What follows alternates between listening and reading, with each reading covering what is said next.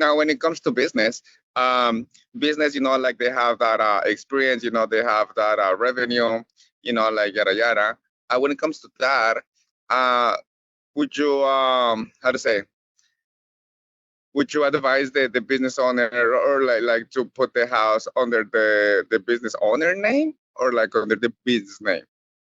Like who's getting the loan here? Is the So, business getting the loan or is the business getting the loan?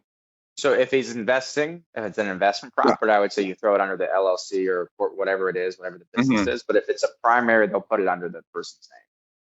So they'll Okay. put title in the person's name. But if it is an investment, absolutely you should put it under the business name. On the 100%. LLC. Yeah.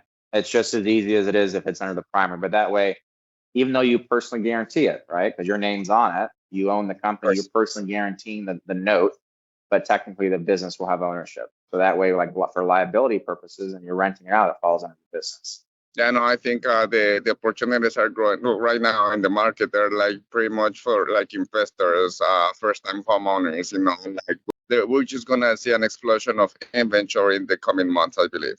I think it's possible, yes, right? Because I know since January, I know VA foreclosures are up 3-4x. I know FHA's 5-6x. I know conventional like 1 or 2. So I know foreclosures are way up this year. I also know distressed sales are way up this year, right? So that's where you're starting to see people being forced to sell rather than wanting to sell. Yeah. And when that begins to happen, and that takes full force, and those homes that are short sales and they can't get off the market and they become foreclosures, and that cycle begins to hit, that's when you'll start, based on my experience and what we've seen, then you'll really start to see the prices reduce.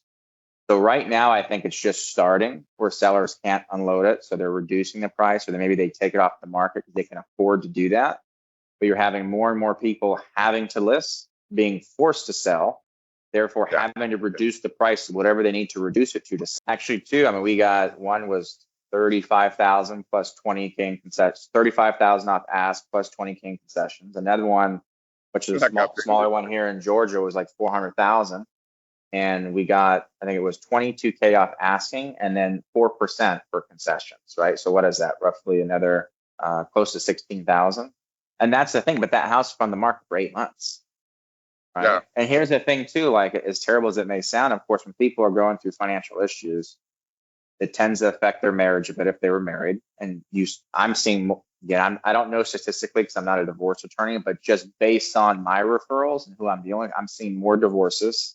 And so those people are then being forced to sell.